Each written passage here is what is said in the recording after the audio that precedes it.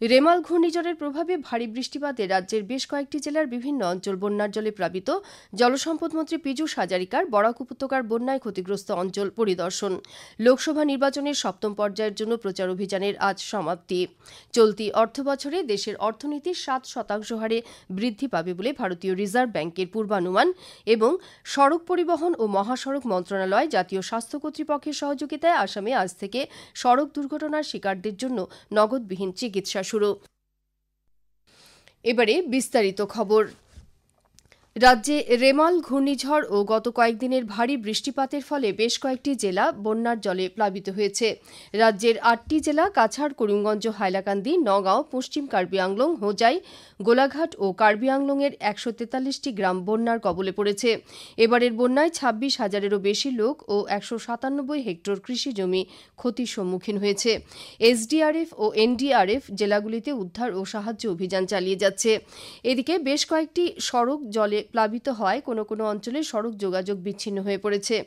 এদিকে কাছাড় জেলার শহরাঞ্চলের 4,000-এরও বেশি লোক বন্যার জলে ক্ষতিগ্রস্ত হয়েছেন। জেলা প্রশাসন এই পরিস্থিতির সঙ্গে মোকাবিলা করার জন্য যাবতীয় ব্যবস্থা গ্রহণ করেছে। করিমগঞ্জ জেলার বিভিন্ন অঞ্চল ও বন্যার জলে প্লাবিত হয়েছে।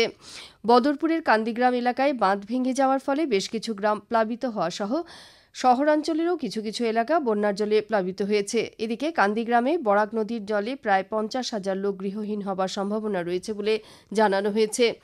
রাজ্যের জলসম্পদ মন্ত্রী পীযূষ হাজারিকা আজ বরাক উপত্যকার বন্যায় ক্ষতিগ্রস্ত অঞ্চল পরিদর্শন করেন। তিনি শিলচরের শিববাড়ি এলাকা পরিদর্শন করে বন্যা ক্ষতিগ্রস্ত লোকেদের সঙ্গে মত বিনিময় করেন। তিনি করিমগঞ্জ জেলার লঙ্গাই নদীর জলে প্লাবিত হওয়া ইছাগঞ্জ গ্রামে গিয়ে বন্যাক্রান্ত লোকেদের খোঁজ খবর নেন। ওই অঞ্চলটি পরিদর্শন করে বন্যায় ক্ষতিগ্রস্ত স্থানীয় লোকেদের প্রয়োজনীয় সাহায্য তথা সড়ক সুরক্ষার দিকটি সুনিশ্চিত করতে জলসম্পদ বিভাগের বাস্তুকার এবং আধিকারিকদের নির্দেশ দেন। এছাড়া শ্রী হাজারিকা আগামী 15 দিনের মধ্যে বাঁধগুলির সমস্যা সমাধান করার জন্য সংশ্লিষ্ট আধিকারিকদের প্রতি আহ্বান জানান। আজ মন্ত্রীর সঙ্গে উত্তর করিমগঞ্জের বিধায়ক কমলাক্ষ দে পুরকায়স্থ, পাথারকান্দির বিধায়ক কৃষ্ণেন্দু পাল, বিধায়ক কৌশিক রায় প্রমুখ ছিলেন।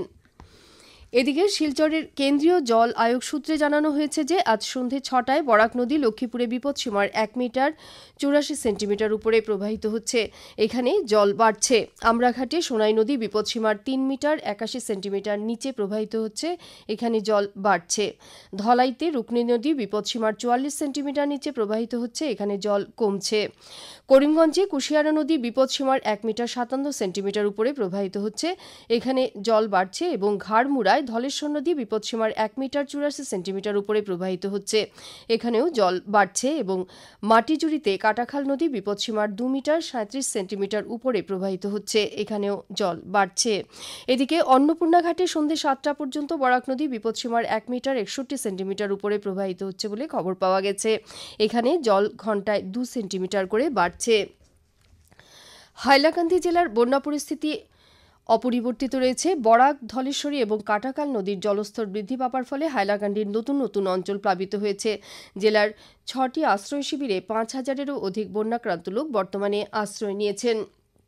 জেলার 3টি স্থানে কাটাকাল নদীর বাঁধ ভেঙে যাবার ফলে কালাছড়া, মাটিজুড়ি, সামারিকোনা ইত্যাদি অঞ্চলে সড়ক যোগাযোগ ব্যবস্থা বিচ্ছিন্ন হয়ে পড়েছে।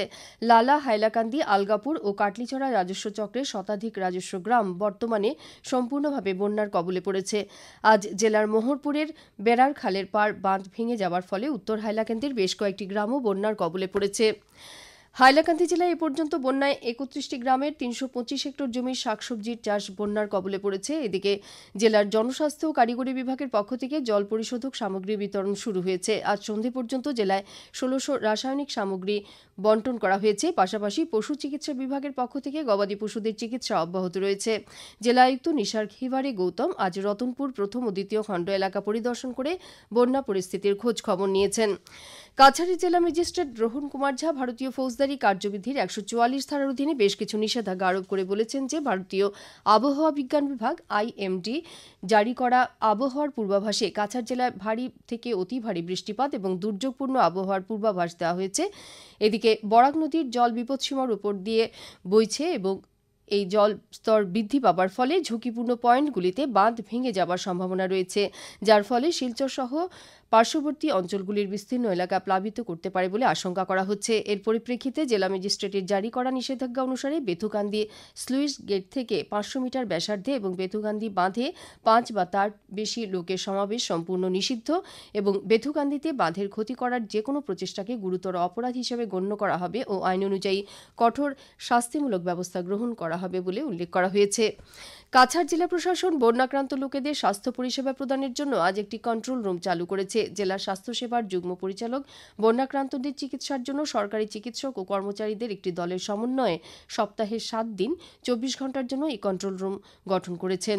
স্বাস্থ্য পরিষেবার যুগ্ম স্বাস্থ্য সঞ্চালক শিলচরের অফিস ক্যাম্পাসে 9394339406 এবং 9394615401 এই ফোন নম্বরগুলিতে ফোন করে বিস্তারিত তথ্য পাওয়া যাবে।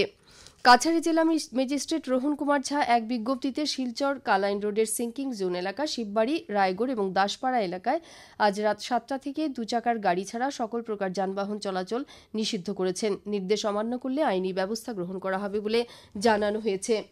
উত্তর পূর্ব সীমান্ত রেল সূত্রে জানানো হয়েছে যে লামডিং ডিভিশনের অধীন নিউ হাফলং চন্দ্রনাথপুর সেকশনে ঘূর্ণিঝড় পরবর্তী প্রভাবে ফলে আগামীকাল ও আগামী শনিবার 15616 নম্বরের শিলচর গুয়াহাটি এবং 15615 নম্বরের গুয়াহাটি শিলচর এবং 15612 নম্বরের শিলচর রঙ্গিয়া এক্সপ্রেস ও 15611 নম্বরের রঙ্গিয়া শিলচর এক্সপ্রেস ট্রেন পরিষেবা বাতিল করা হয়েছে। এদিকে শিলচর শিয়ালদহ কাঞ্চনজঙ্ঘা এক্সপ্রেস ট্রেন আগামীকাল শিলচর থেকে বাতিল করা হয়েছে। এই ট্রেন লামডিং থেকে যাত্রা করবে। আগরতলা সেকেন্দ্রাবাদ বিশেষ যাত্রী ট্রেন আগামীকাল গুয়াহাটি থেকে যাত্রা করবে বলে জানানো হয়েছে। আকাশবাণী শিলচর কেন্দ্রের আঞ্চলিক সংবাদ এখন থেকে আমাদের ইউটিউব চ্যানেল এআইআর নিউজ শিলচরের মাধ্যমেও শোনা যাচ্ছে। এছাড়া আমাদের Facebook page all India radio news শিলচরের মাধ্যমেও এই সংবাদ শোনা যাবে। খবর শুনছেন আকাশবাণী শিলচর কেন্দ্র থেকে। লোকসভা নির্বাচনের 7ম পর্যায়ের জন্য প্রচার অভিযান আজ বিকেলে সমাপ্ত হয়েছে। দেশের 7টি রাজ্য ও একটি কেন্দ্রীয় শাসিত অঞ্চলের 57টি আসনে এই পর্যায়ে 1 জুন ভোট গ্রহণ করা হবে। নির্বাচনী প্রচারের আজ শেষ দিনে বিজেপির প্রবীণ নেতা তথা প্রধানমন্ত্রী নরেন্দ্র মোদী পাঞ্জাবের হুশিয়ারপুরে নির্বাচনী প্রচার চালান। প্রধানমন্ত্রী হুশিয়ারপুর নির্বাচনী সভায় আইএনডিআই মিত্রজোট ভোট পাওয়ার জন্য রাজনীতি করে বলে সমালোচনা করেন। তিনি দলিত ও অন্যান্য পিছিয়ে পড়া শ্রেণীর লোকেদের কাছ থেকে সংরক্ষণ কেড়ে নেওয়া হবে না বলে প্রকাশ করেন। পাঞ্জাবে নির্বাচনী জনসভায় অংশ নেবার পর প্রধানমন্ত্রী 3 দিনের সফরসূচি নিয়ে কন্যাকুমারীতে যান।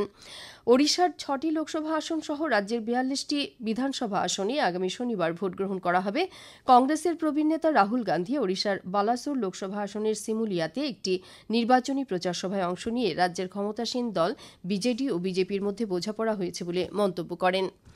এদিকে আগামী 4 জুন লোকসভা নির্বাচনের ভোট গণনার দিন দেশের অন্যান্য স্থানের সঙ্গে রাজ্যের 14টি লোকসভা আসনের ভোট গণনার প্রস্তুতি সম্পর্কে মুখ্য নির্বাচনী আধিকারিক আগামীকাল বেলা 11টায় দিশপুরের জনতা ভবনে এক সাংবাদিক সম্মেলনে সম্বোধন করবেন বলে জানানো হয়েছে।